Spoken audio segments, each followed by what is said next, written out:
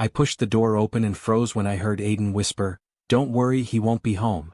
My heartbeat cracked in my chest, and I stepped inside before I could tell myself to run. Lila turned first, her shirt half-buttoned, her smile dying the second our eyes met. Aiden's face went pale. "This isn't what it looks like." I laughed, even though it felt like glass was cutting my throat. "Then tell me what it is." He didn't answer. He didn't need to. My ring was sitting on his table like he had taken it off hours ago. "So that's it," I whispered. "You were done with me long before this." Aiden rubbed his face. I was confused. "No," I said. "Confusion doesn't get someone into your bed. Choice does." Lila groaned. "Can you two do this later?"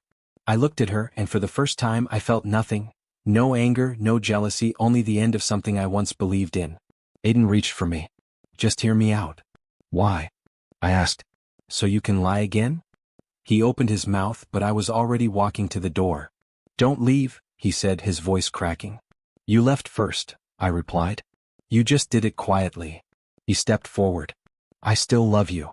My chest tightened, but I didn't let him see it. "You don't get to say that now." Lila scoffed. "This is dramatic." I turned to her. "You can have him. I don't fight for people who throw me away." Aiden whispered my name like it hurt. But I didn't stop. I stepped into the hallway, letting the cold air hit my face. Behind me, Aiden said, "Please don't go." I didn't answer. I couldn't. Something inside me had already died. Snow hit my cheeks as soon as I stepped outside. I whispered to the night, "How could I be so stupid?" But the wind didn't answer, and neither did my heart. I walked home slowly, listening to my footsteps echo on the icy ground. Every step felt heavy, like I was dragging the last pieces of myself. "He never loved me," I said under my breath, trying to believe it. But the part of me that once trusted him still trembled. I wiped my face and told myself I would not break tonight. I just needed to breathe, to keep moving, to stay alive. No. I walked into the office trying to keep my head down, but whispers hit me before I reached my desk. "He showed up alone," someone murmured. Another voice said, "I heard Lila stole her fiancé." I clenched my jaw and pretended not to hear. Evan spun in his chair the moment he saw me. "You okay?" "I'm fine," I lied, dropping my bag. "You don't look fine." "I didn't come here to talk about him." He lowered his voice. "You don't have to pretend with me." I shrugged, because if I spoke I might break.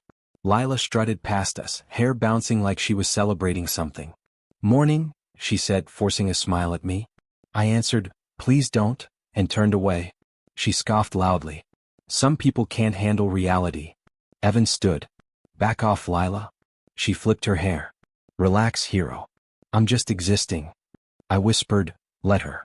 I'm done with both of them." But the sting hit anyway, sharp and deep. Evan leaned closer. "You don't deserve this." "I deserved better," I said softly. "But here we are." An hour later, Mr. Rowan stepped out of his office. "Can I see you for a moment?" My stomach tightened. "Sure." Inside, he closed the door gently. "Your eyes are red." "I'm just tired." He studied me. "Do you need time off?" "No," I answered too quickly. "If I go home, I'll fall apart. I need the noise." He nodded. "All right. But don't push yourself to collapse." "I won't." "If anything becomes too heavy," he added, "you come to me." I forced a smile. "Thank you." Back at my desk, Evan whispered, "Did he fire you?" "No.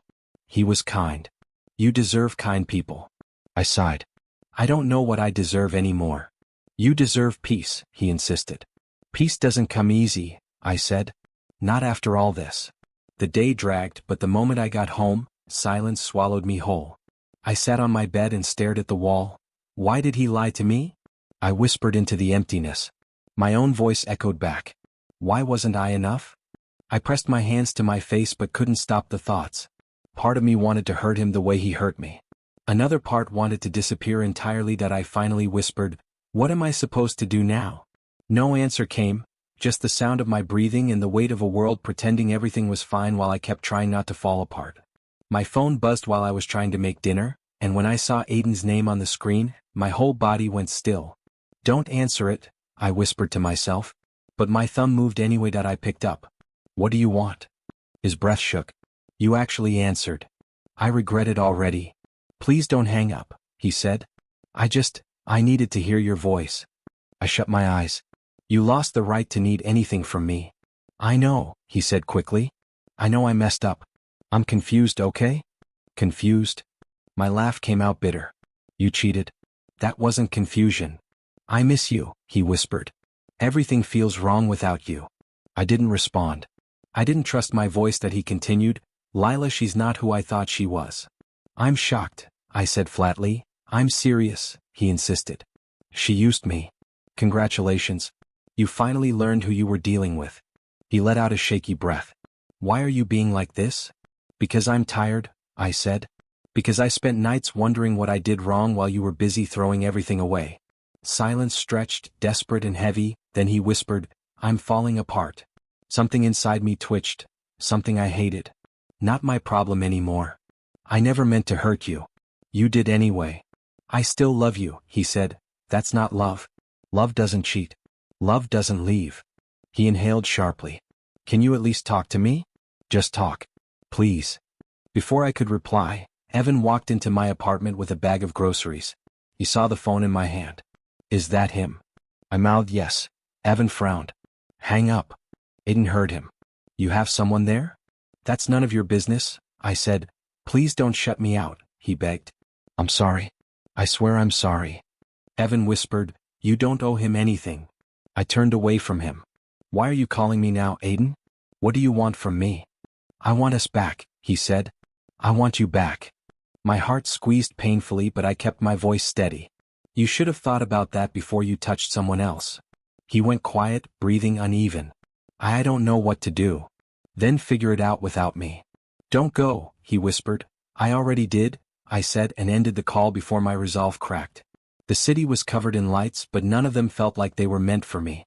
I wandered through the Christmas market with my hands shoved in my pockets, trying to pretend the cold didn't bother me. A voice called from a booth. Hey, you look freezing. Want a hot chocolate? I turned and saw a girl smiling at me. I'm fine, I said. You're lying, she replied, already pouring a cup. Here. On the house. I hesitated. Why are you giving it for free? Because your hands look like they're about to fall off, she said. And because you look like someone carrying too much pain. I blinked. That obvious? She laughed softly. Very. I wrapped my fingers around the warm cup. Thanks. I didn't expect kindness today. Well, she said, leaning on the counter, you're getting it anyway. I'm Maya. My name's, I paused, unsure why my voice suddenly felt weak. I'm just trying to get through the day. Maya frowned. Rough time? You could say that. You want to talk about it? No, I said quickly. Talking makes it real. She nodded. Sometimes real is the first step to healing. I stared at her, surprised a stranger could read me so easily. You don't even know me. Pain is loud, she said. Even when people try to hide it. For the first time in weeks, I didn't feel invisible. Thank you, I whispered. She smiled. Come back anytime. I'll save a cup for you. I walked away slowly, letting her words follow me through the crowd. For a moment, the lights didn't feel as cold. But when I reached my apartment building, all the warmth disappeared. Aiden sat on the floor by my door, head in his hands, shoulders shaking. When he saw me, he tried to stand but stumbled. You came back, he slurred. That I stopped several feet away. What are you doing here? I needed you, he said, reaching out. Please don't leave me. I felt my chest tighten, but not in the way it used to. You're drunk. I'm broken, he whispered. I messed up. I know. Just don't walk away. I already did, I said quietly. He collapsed to his knees. Please. I stepped around him. He grabbed my sleeve weakly. Don't. I pulled free. Go home, Aiden. And without looking back, I unlocked my door and walked inside, leaving him and the past behind me. Aiden kept texting all morning. Please talk to me. I'm sober now. I need to explain. I finally replied, meet me at the cafe. One time. Then we're done. When I walked in, he was already there, hands shaking around a cup. He looked up fast. Thank you for coming. I'm here to end this cleanly, I said. That's it. He swallowed. I know. Just let me talk. Go ahead. He took a shaky breath. Lila used me. I raised an eyebrow. Impressive discovery. I'm serious, he said. She wanted a promotion. She told me she loved me because she thought I could help her. And you believed her? I was stupid, he whispered. She asked me to help her cheat an audit. I said no. She dumped me that night. I stayed silent. He rubbed his forehead. Then she spread rumors. Said I harassed her. Said I begged for her attention. My boss put me on suspension. My reputation's destroyed. I looked at him quietly. And now you want sympathy? No, he said quickly. I want you to understand I didn't throw you away for love. I threw you away because I'm an idiot. I leaned back. That part we agree on. His voice cracked. I lost everything for someone who didn't care at all. And the person who actually loved me, I pushed him away. My chest tightened, but I didn't speak that he reached for my hand. I've never been so scared. I wake up every day thinking you'll never forgive me. I pulled my hand back. I won't. He flinched. Please don't say that. It's the truth, I said. You broke something you can't fix. I can try, he insisted. Just give me time. Aiden, I said quietly, I'm not your backup plan. He shook his head. You were never a backup. I made the worst mistake of my life. That's yours to carry, I said. Tears filled his eyes. I miss you. I miss us. I miss how you looked at me like I mattered. You mattered, I said. You just didn't respect it. He reached for me again, hands trembling. Please come back. I pushed his hand away gently. No, he stared at me like the world was collapsing. You can't mean that. I do, I said, even though guilt stung. You chose this path. Now you walk it. His breath caught, and for a second, I felt the smallest spark of satisfaction, followed by the sharp ache of what we used to be. I noticed Aiden before he noticed me. He stood across the street from my workplace, pacing, wiping his face like he was trying to pull himself together. When I stepped out for lunch, he rushed toward me. I just want to talk, he said. I already told you we're done, I replied, keeping my voice low. You can't keep showing up like this. I'm not stalking you, he insisted. I'm trying to fix things. You can't fix what you broke. He flinched, and for a second, guilt tugged at me. But then he followed me down the sidewalk, and the guilt dissolved. At the festival that evening, Maya noticed me first. Hey, she said softly. You look like you're holding your breath. I might be, I muttered. What happened now? Before I could answer, Aiden's voice cut through the crowd. Why are you avoiding me? Who is she? Why are you talking to her like that? Maya whispered. Is that him? Yes, I said through my teeth. She stepped back, but Evan, who'd been helping his uncle at the booth next door, came forward. Back off, he told Aiden. She said no. Aiden glared at him. Stay out of this. I'm already in it, Evan replied. I tried to calm my voice. Aiden, go home. Please. I can't, he said, breath shaking. Every time I close my eyes, I see you walking away. That's not love, I said. That's panic. He reached for my arm, but Evan stepped between us again. Don't touch her. People were staring now. Aiden looked around, panicked, then at me. You're embarrassing me. You're embarrassing yourself, I whispered. Mr. Rowan appeared behind me. Aiden, he said firmly, if you don't leave, HR will be notified and this becomes a workplace issue. Aiden froze. Then he backed away, whispering, I just need you. I turned my head, unable to watch him unravel again. When he finally left, Maya guided me behind the booth. Sit, she said. Breathe. I didn't want this, I murmured. I didn't want him to fall apart.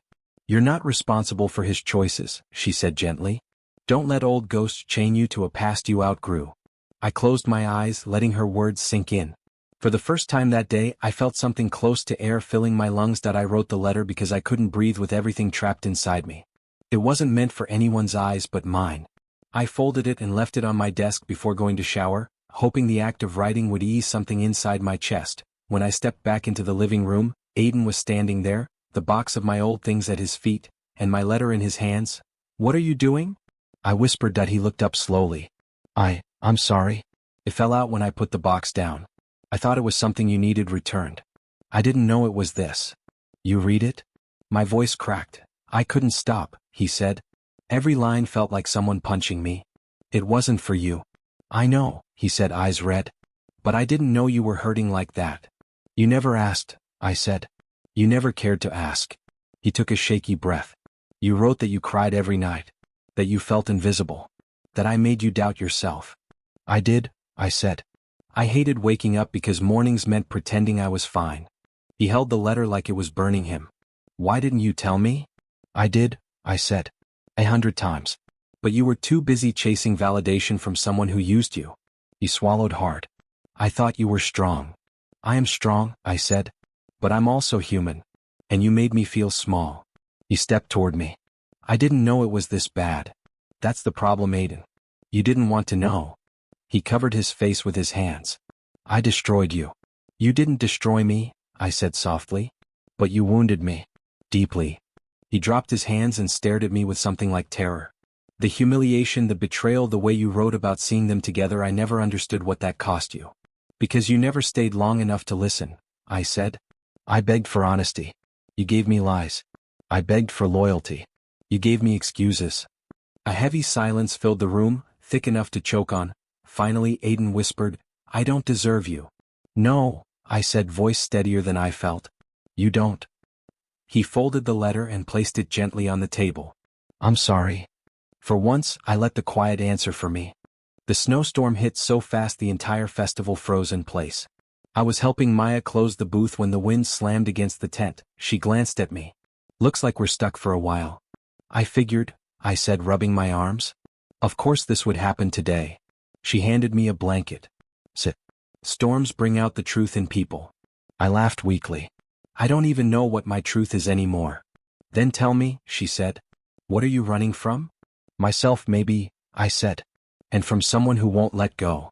Aiden? She guessed that I stared at the snow piling up outside. He keeps showing up. Apologizing. Crying. Watching me like he's afraid I'll disappear again. Do you want him back? Maya asked. No, I said immediately. But I don't know what to do with the guilt. She tilted her head. Guilt for what? Surviving him? Her words hit deeper than I expected. I feel like if I move on too fast, I'm proving him right, that I never loved him. That's not how healing works, she said gently. You don't need to win against him. You only need to win yourself back. I exhaled slowly. What if I don't know how? You start with one thing, she said. Say what you actually want. I want peace, I whispered. I want to stop waking up with that ache in my chest. Then choose peace, she said. Not revenge. Not pity. Just peace. We talked for hours while the storm howled around us, about choices, regrets, and the kind of love that hurts more than it heals. Maya listened without judgment, without trying to fix me, without treating my pain like an inconvenience. For the first time in months, I felt like someone saw me clearly. When the storm finally calmed, the festival lights flickered back on.